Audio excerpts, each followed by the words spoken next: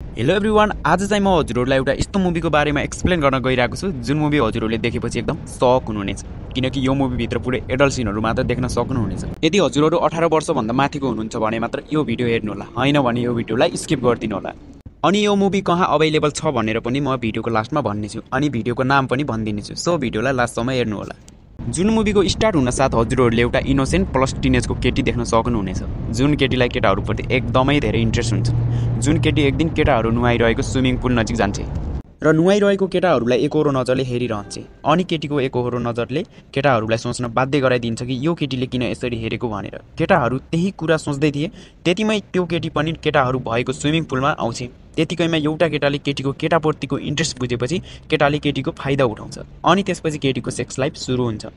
त्यो केटीले एउटा कलेजमा पढ्दै गरेको हुन्छ, जुन कलेजमा त्यो केटीको केटाहरूलाई देख्न साथ नेगेटिभ थिङ्स ल्याउन थाल्छ, अनि बिस्तारै कलेजको केटाहरूले पनि त्यो केटीको केटाहरूप्रतिको इन्ट्रेस्ट बुझेपछि एकपछि अर्को गर्दै धेरै केटाहरूसँग उसको शारीरिक सम्पर्क हुँदै जान्छ। जति समय बित्दै जान्छ त्यति नै केटीको सेक्सप्रति इन्ट्रेस्ट बढ्दै जान्छ। उसले बिस्तारै एकजनासँग हुँदाहुँदै एकैसाथ 10 जनासँग पनि शारीरिक सम्पर्क राख्न पुग्छ। त्यस्तै सिनहरूको लागि यो मुभी देख्न चाहनुहुन्छ भने यो मुभीलाई युट्युबमा देख्न सक्नुहुन्न, किनकि फुल एडल्ट सिन भएको हुनाले युट्युबमा अभाइलेबल छैन। नेटफ्लिक्समा भनौँ भने मैले नेटफ्लिक्स युज गर्दैन, किनकि नेटफ्लिक्समा पैसा तिरेर हेर्नुपर्छ।